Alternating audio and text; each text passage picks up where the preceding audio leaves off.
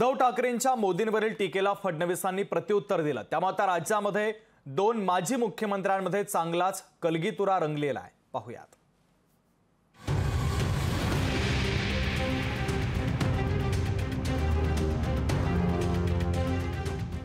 जसजसा निवडणुकीचा एक एक टप्पा पार पडतोय तसतसा प्रचाराचा पाराही वाढतोय।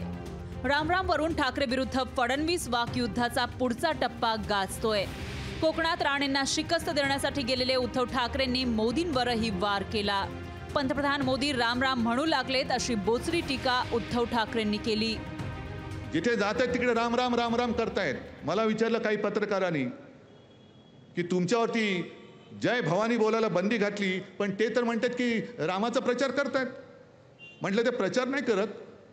मराठीमध्ये एक ते मागे पिक्चर आलं होतं, त्याच्यामधलं एक गाणं आहे, आम्ही जातो आमच्या गावा आमचा राम राम घ्यावा। असं सगळीकडे फिरतायत, राम राम राम राम चाललो बरं राम राम, असं मोदी आणि शहा फिरतायत। म्हणून तर महाराष्ट्रात एवढ्या वेळा येत आहेत।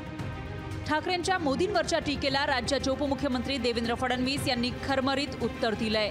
उद्धव ठाकरेंनी मोदींवर टीका करणं म्हणजे सूर्याकडे थोबाड करून थुंकण्याचा प्रकार आहे, असं फडणवीस म्हणाले। मी रामराम केल्याचा एवढा राग शिवसेनेला काय? भारतामध्ये रामराम करायचं नाही, सगळ्या पाकिस्तानात जाऊन रामराम करायचं। आम्ही रामराम करणारच। त्यांनी जरी टिपू सुलतानचे नारे लावणं सुरू केलं असेल तरी देखील आम्ही मात्र रामरामच मारेल। लोकसभा निवडणूक जिंकण्यासाठी विकासाच्या मुद्द्यावरून सुरू झालेला प्रचार आता वैयक्तिक टीका टिप्पणी करता करता रामावर येऊन ठेपलाय।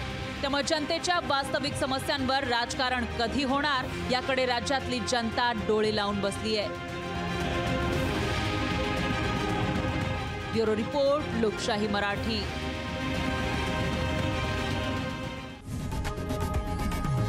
लोकशाही मराठी ऐका, पहा, जागरूक रहा।